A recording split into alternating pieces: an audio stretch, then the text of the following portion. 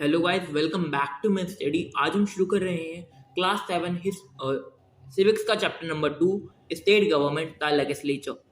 तो हम सब जानते हैं कि किसी भी फॉर्म ऑफ गवर्नमेंट में 3 ब्रांचेस होते हैं in a democratic form of government. वो होते हैं लेजिस्लेचर, एग्जीक्यूटिव और जुडिशरी। तो हम सबसे पहले द लेजिस्लेचर पढ़ेंगे, इसके बाद एग्जीक्यूटिव है, इसके बाद है जुडिशरी। तो ये सारी जो हम तीनों ही चीज़ें पढ़ेंगे, एग्जीक्यूटिव, लेजिस्लेचर एंड जुडिशरी, सबको हम ऑन स्टेट लेवल पढ़ेंगे कि ऑन स्टेट लेवल कैसे फंक्शन करते हैं। तो let's start with the legislature today. Our country is a union of states. We have government at the national level and also at the state level. The government at each level works through three main organs or branches: a legislature, which makes laws, an executive, which gives effect to the laws, and a judiciary, which interprets the laws. तो ये इस जो first para chapter का, इसमें वो सब है जो मैंने आपको अभी बताया कि एक गवर्नमेंट के 3 ऑर्गन्स होते हैं: legislature, executive and judiciary. Legislature laws बनाता है, एग्जीक्यूटिव उनको इम्प्लीमेंट करता है, और जुडिशरी देखता है कि क्या लॉ में तो कोई कमी नहीं है, इस लॉ कि लॉ जो है वो कॉन्स्टिट्यूशन के अंडर आता है या नहीं आता। इंडिया में जो जुडिशरी सिस्टम है, it is a pyramid shape judiciary system. इसका मतलब ये है कि जो बॉटम है कोर्ट है और जो टॉप कोर्ट है सुप्रीम कोर्ट, ये सारे आपस में एक लिंक्ड है, तो वन यूनाइटेड जुडिशरी सिस्टम बनता है। पर जो लेजिस्लेचर है और जो एग्जीक्यूटिव है, ये central level and state level का अलग अलग है। ये सेपरेटली वर्क करते हैं। स्टेट लेजिस्लेचर, तो हर इंडिया के स्टेट का अपना एक लेजिस्लेचर होता है, हर स्टेट का भी होता है और कुछ कुछ यूनियन टेरिटरीज का भी होता है। तो इंडिया के 28 स्टेट्स और इंडिया के पास 8 यूनियन टेरिटरीज हैं, जिनमें से 3 का अपना लेजिस्लेचर है। ये 3 यूनियन टेरिटरी हैं पुडुचेरी, दिल्ली एंड जम्मू कश्मीर। तो ये टोटल इंडिया में 31 स्टेट लेजिस्लेचर हुए। तो हर लेजिस्लेचर में एक गवर्नर होता है, विधानसभा यानी कि लेजिस्लेटिव असेंबली होती है, और किसी किसी स्टेट में एक अपर हाउस भी होता है in the legislative assembly, that is the Vidhan Parishad. तो हम इसको पार्लियामेंट से रिलेट करें तो हम सबको पता है कि पार्लियामेंट में लोकसभा, राज्यसभा होती है। लोकसभा लोअर हाउस होता है, राज्यसभा अपर हाउस होता है। तो ऐसे ही विधानसभा हर उसमें होता है, यानी कि हर स्टेट असेंबली में होता है, और किसी किसी स्टेट में विधान परिषद भी होता है। विधान परिषद जहाँ होता है वहाँ पे वो अपर हाउस होता है। एंड क्योंकि नेशनल लेवल पे प्रेसिडेंट होता है, स्टेट लेवल पे वहीं पे गवर्नर आ जाता है जो लॉस को साइन करके आगे पास करता है। इंडिया में टोटल 6 स्टेट्स में विधान परिषद और विधानसभा दोनों हैं। तो इन स्टेट्स को हम बाय कैमरल करेंगे, और बाकी की जो 25 लेजिस्लेचर्स हैं, 22 स्टेट्स एंड 3 यूनियन टेरिटरीज, यहाँ पे ओनली एक ही हाउस है, विधानसभा। इनको हम यूनिकैमरल कहेंगे। जिन 6 इंडियन स्टेट्स में विधान परिषद है वो है उत्तर प्रदेश, बिहार, महाराष्ट्र, आंध्र प्रदेश, तेलंगाना और कर्नाटका। बाकी के 22 स्टेट्स और 3 यूटीज सिंगल कैमरल है, यानी कि यूनिकैमरल है। विधानसभा, तो लोअर हाउस होता है एक स्टेट में विधानसभा। विधानसभा में एक स्टेट में मैक्सिमम 500 MLAs हो सकते हैं। MLAs का मतलब होता है मेंबर ऑफ लेजिस्लेटिव असेंबली। इनको डायरेक्टली जो है लोग इलेक्ट करते हैं थ्रू इलेक्शन सिस्टम। राइट, हाँ, जो विधान परिषद होता है उसमें का भी इलेक्शन होता है, बट जो हम एक नॉर्मल इलेक्शन समझते हैं कि लोग जाते हैं वोट डालते हैं, उस टाइप का इलेक्शन विधानसभा के मेंबर्स के लिए होता है, MLAs जिनको हम कहते हैं। इलेक्शन के लिए स्टेट को, किसी भी स्टेट को यूनियन असेंबली कॉन्स्टिट्यूएंसीज में डिवाइड करते हैं। फॉर एग्जाम्पल, अगर हम स्टेट कंसिडर करते हैं उत्तर प्रदेश। उत्तर प्रदेश में इंडिया में सबसे ज़्यादा पॉपुलेशन है, तो वहाँ पे सबसे ज़्यादा कॉन्स्टिट्यूएंसीज भी हैं, यानी कि उसको 404 कॉन्स्टिट्यूएंसीज में डिवाइड कर रखा है। It is based upon not area but population. जैसे कि राजस्थान में कुछ कॉन्स्टिट्यूएंसीज काफ़ी बड़ी हैं क्योंकि वहाँ पे पॉपुलेशन बहुत ज़्यादा कम है, बट उत्तर प्रदेश में पॉपुलेशन काफ़ी ज़्यादा हाई है, इसलिए कॉन्स्टिट्यूएंसीज का size as compare to Rajasthan छोटा है मोस्ट ऑफ द कॉन्स्टिट्यूएंसीज का। सिक्किम, जो इंडिया का लीस्ट पॉपुलेटेड स्टेट है, उसकी ओनली 32 कॉन्स्टिट्यूएंसीज हैं सिक्किम में। तो वहाँ पे जो उसकी विधानसभा है उसमें ओनली 32 मेंबर सेलेक्ट होते हैं, क्योंकि पर कॉन्स्टिट्यूएंसी आप 1 मेंबर ही इलेक्ट करते हो। Next goes to the presiding officer.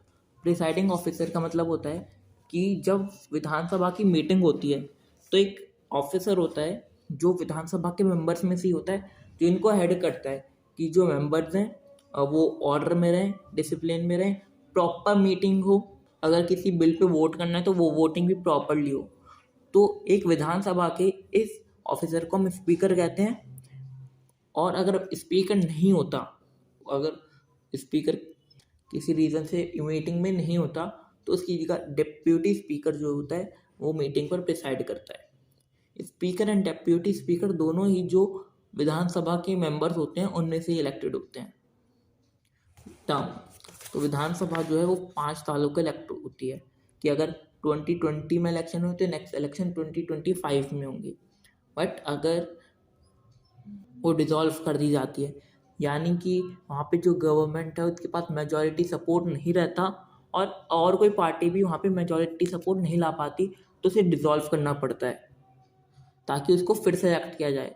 तो ऐसे सर्कमस्टांसिस में कई बार इलेक्शन 5 साल से पहले ही हो जाते हैं, और कई बार ऐसी कंडीशन आ जाती है कि आप इलेक्शन नहीं करवा पाते हो।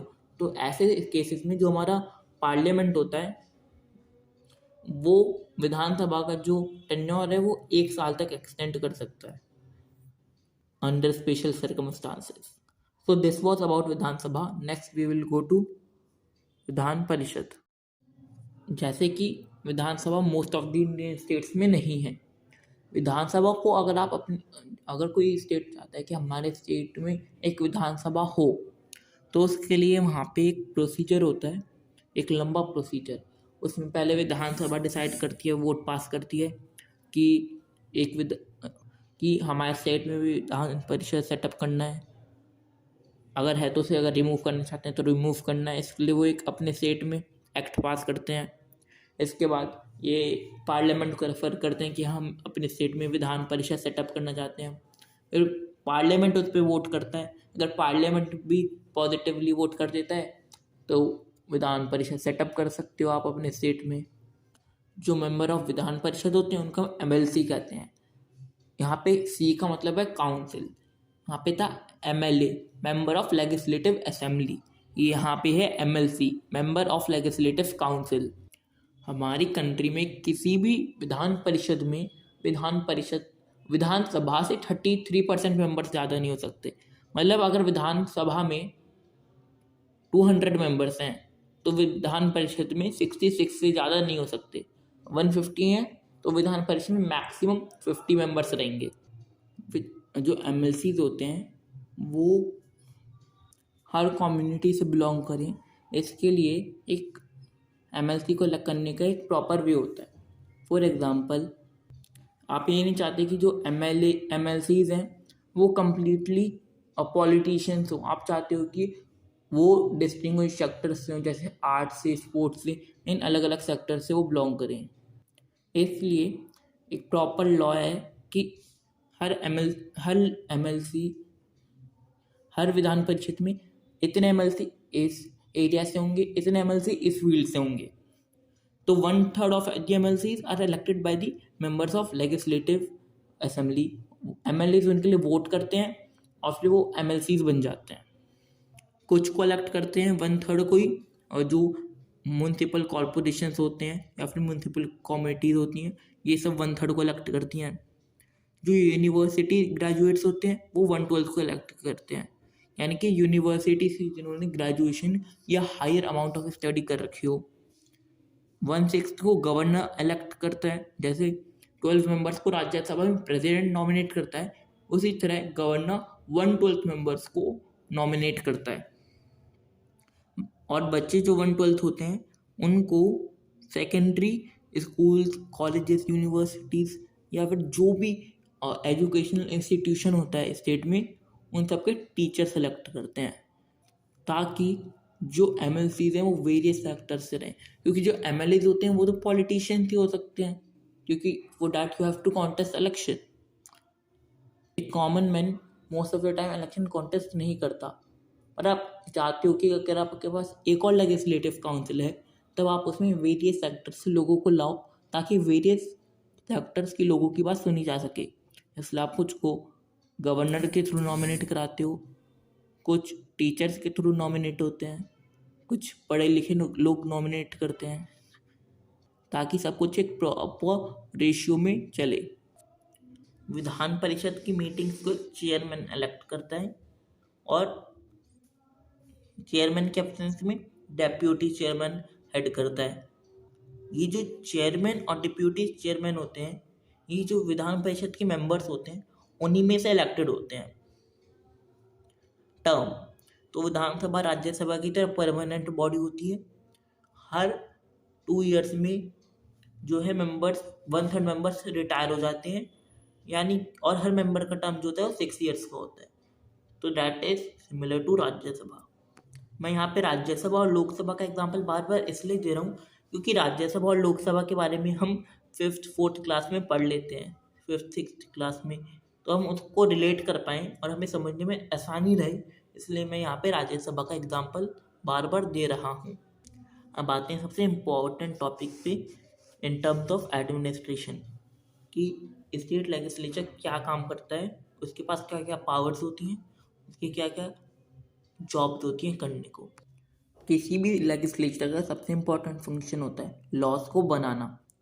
तो क्योंकि एक स्टेट लेजिस्लेचर है, ऑब्वियसली ये एक वैसे ही लॉज बनाएगा जो बस स्टेट से रिलेटेड हो, जिनसे बस स्टेट को फ़र्क पड़े। These are the laws on subjects that have to be dealt with according to the special needs of the state concerned. इसका मतलब है कि हर स्टेट की अपनी नीड्स होती हैं, तो ये लॉज उसी हिसाब से बनाए जाते हैं जिससे कि हर स्टेट की नीड्स सॉल्व की जाएं। इनमें अलग अलग टॉपिक्स होते हैं, लाइक सब्जेक्ट्स होते हैं। These include agriculture, land revenue, public health, law and order, police etcetera. जिन लॉज पे स्टेट लेजिस्लेचर लॉज बना सकता है उसको हम स्टेट लिस्ट कहते हैं। जिन लॉज पे, जिन सब्जेक्ट्स पे स्टेट लेजिस्लेचर और सेंट्रल गवर्नमेंट दोनों मिलकर लॉज बनाते हैं उनको हम कॉन्करेंट लिस्ट कहते हैं। और जिन पे ओनली पार्लियामेंट लॉज बनाते हैं उसको हम यूनियन लिस्ट कहते हैं। कॉन्करेंट लिस्ट पे स्टेट और पार्लियामेंट दोनों लॉज बनाते हैं। कॉन्करेंट लिस्ट के सब्जेक्ट्स हैं marriage and divorce, education, electricity and factories. ये ऐसे सब्जेक्ट हैं जो कि नेशनल लेवल पे भी, जिन पे नेशनल लेवल पे भी फोरम होते हैं, स्टेट लेवल पे भी डिस्कशन किए जाते हैं। क्योंकि फैक्ट्रीज हैं, चलो फैक्ट्रीज हैं, एजुकेशन का एग्जांपल लेते हैं। अभी NEP आई थी 2020 में, न्यू एजुकेशन पॉलिसी, उसको सेंट्रल गवर्नमेंट ने बनाया। पर कुछ स्कूल्स होते हैं जो स्टेट गवर्नमेंट के अंडर होते हैं, उनको रेगुलेट स्टेट गवर्नमेंट करती है। तो एजुकेशन, इसको दोनों डील करते हैं इसके साथ, स्टेट भी सेंट्रल भी। हम सबको पता है कि a proposal to pass a new bill और to change an existing one is called a bill. मतलब कि अगर आप कोई लॉ नया बनाना चाहते हो, जो अभी करंट में लॉ है उसे चेंज करना चाहते हो या उसे पूरी तरीके से हटा देना चाहते हो, उसके लिए पार्लियामेंट में, सॉरी स्टेट लेजिस्लेचर में आपको बिल इंट्रोड्यूस करना पड़ता है। आप किसी भी हाउस में पहले बिल इंट्रोड्यूस कर सकते हो अगर आपके पास 2 हाउसेज हैं। अगर एक है तो यस ऑब्वियसली आपको उसी में पहले करना पड़ेगा। पहले उस बिल को इंट्रोड्यूस किया जाता है, जो मिनिस्टर होता है उसके बारे में सभी हाउस मेंबर्स को बताता है, उस पर डिस्कशन होता है, डिबेट होती है, फिर वोटिंग उस पर की जाती है। अगर मेजॉरिटी से अप्रूव कर देते हैं तो वो दूसरे हाउस में जाता है, वहाँ पे भी सिमिलर प्रोसेस होती है। अगर एक ही हाउस होता है तो वो डायरेक्ट गवर्नर के पास चला जाता है। अगर दूसरा हाउस भी अप्रूव कर दे तब वो गवर्नर के पास जाएगा। अगर एक भी हाउस ने मना कर दिया तो स्टार्टिंग से पूरा प्रोसीजर करना पड़ेगा, यानी कि स्टार्टिंग से इसे इंट्रोड्यूस करना पड़ेगा, दोबारा डिस्कशन, डिबेट, वोटिंग होगी, देन सो ऑन। जब गवर्नर उस बिल को साइन कर देता है तब वो लॉ बन जाता है। गवर्नर जो है उस बिल को ज़रूरी नहीं है साइन करे, वो उसको वापस भी कर सकता है, लेजिस्लेचर को विद सम सजेशंस। अगर लेजिस्लेचर सजेशंस को एक्सेप्ट कर भी सकता है, नहीं भी कर सकता, पर अगर लेजिस्लेचर ने इस बार भी दोनों हाउसेस से उस बिल को पास करवा के गवर्नर को भेज दिया तो गवर्नर को उसे साइन करना ही पड़ेगा, चाहे उसमें सजेशंस इंक्लूड किए गए हों या नहीं किए गए हों। अब गवर्नर इस सिचुएशन में ज़्यादा से ज़्यादा प्रेसिडेंट ऑफ इंडिया को कहेगा, जो प्रेसिडेंट है, कि आप इस बिल को एक बार चेक करो। प्रेसिडेंट या तो इस बिल को अप्रूव कर देगा या फिर उसको वो भी कोई सजेशंस देगा उसमें। अगर स्टेट फिर से 6 मंथ्स के अंदर ही अंदर उस बिल को दोबारा पास कर देता है, तब उसको सजेशन इंक्लूड या फिर इंक्लूड वो कर भी सकता है, नहीं भी कर सकता। अगर वो 6 मंथ्स के अंदर उस बिल को पास करेगा तो ही। पर अगर वो 6 मंथ्स के अंदर उस बिल को दोबारा पास नहीं करवा पाएगा, तो गवर्नर के पास एक और अपॉर्चुनिटी मिल जाएगी उस बिल को रिटर्न करने की टू द लेजिस्लेचर। फिर वो बिल उतना ही डिले होता जाएगा। तो इसलिए प्रेसिडेंट के पास से बिल वापस आने के बाद लेजिस्लेचर को उसे 6 मंथ्स के अंदर ही अंदर अप्रूव करवाना पड़ता है, पास करवाना पड़ता है। The next important function of the state legislature is questioning the executive. जब डेली मीटिंग्स होती हैं विधानसभा की या विधान परिषद की, उस टाइम पे जो मेंबर्स होते हैं, एमएलएज होते हैं ऑपोजिशन पार्टीज के या फिर खुद रूलिंग पार्टी के, वो मिनिस्टर से कुछ अगर उनको इन्फॉर्मेशन चाहिए या फिर कुछ वो पूछना चाहते हैं, वो उस टाइम में मिनिस्टर से पूछ सकते हैं। इवन वो उनसे कोई डिमांड भी कर सकते हैं, लाइक कि हमारे एरिया में अगर कोई पर्सन ए की कॉन्स्टिट्यूएंसी है जेड, तो कह सकता है मिनिस्टर से, और इन विधानसभा की मेरी कॉन्स्टिट्यूएंसी जेड में वाटर की प्रॉब्लम है, तो ऑब्वियसली जो वाटर डिपार्टमेंट से रिलेटेड मिनिस्टर होगा फिर इस इशू को देखेगा। That is members of state legislative assemblies MLAs can draw their attention to important matters। कई बार ऐसा भी होता है कि मिनिस्टर्स जो है लेजिस्लेचर को अपने बात तो उनके सही एक्सप्लेनेशन नहीं दे पाते। जैसे कि एमएलए ने कोई क्वेश्चन करा, मिनिस्टर उसका प्रॉपर आंसर नहीं दे पाया या फिर उसके पास प्रॉपर इंफॉर्मेशन ना हो, ऐसे केस में ओनली विधानसभा एक vote of no motion pass कर सकती है अगेंस्ट द मिनिस्टर्स। अगर ये वोट पास हो जाता है तब all the ministers including the chief minister have to resign. जब विधानसभा या फिर किसी भी लेजिस्लेचर की मीटिंग्स चल रही होती हैं, उस टाइम पे जो रूलिंग पार्टी के मिनिस्टर्स होते हैं उनके पास राइट होता है कि वो रिपोर्टर्स को या जर्नलिस्ट को विधानसभा या फिर किसी भी लेजिस्लेटिव असेंबली की मीटिंग्स में इनवाइट करें, जहाँ पे प्रेस कॉन्फ्रेंस ऑर्गेनाइज करी जा सकती है और रिपोर्टर फिर क्वेश्चंस अपने मिनिस्टर से पुटअप कर सकता है। इसी के ज़रिए हमें पता चलता है कि जो मिनिस्टर्स हैं वो क्या काम कर रहे हैं, एक इशू को कैसे सॉल्व किया जा रहा है, या फिर मिनिस्टर क्या अपना काम प्रॉपरली कर रहा है या नहीं। तो यही था आज के चैप्टर में। उम्मीद है आपको वीडियो पसंद आई हो। अगर पसंद आई हो तो चैनल को सब्सक्राइब भी कर देना यार, और वीडियो भी लाइक कर देना। अगर ना भी पसंद आई हो तो कमेंट में जाके मुझे बता देना कि मैं इसमें क्या इम्प्रूव कर सकता हूँ। एंड अगर आपको किसी स्पेशल टॉपिक पे वीडियो चाहिए तो आप बताइए, किसी भी सब्जेक्ट से चाहिए, मैथ, साइंस, हिस्ट्री, हिंदी, तो आप मुझे कमेंट्स में जाके बता सकते हैं, मैं उस पर भी वीडियो ज़रूर बनाऊँगा। Thank you.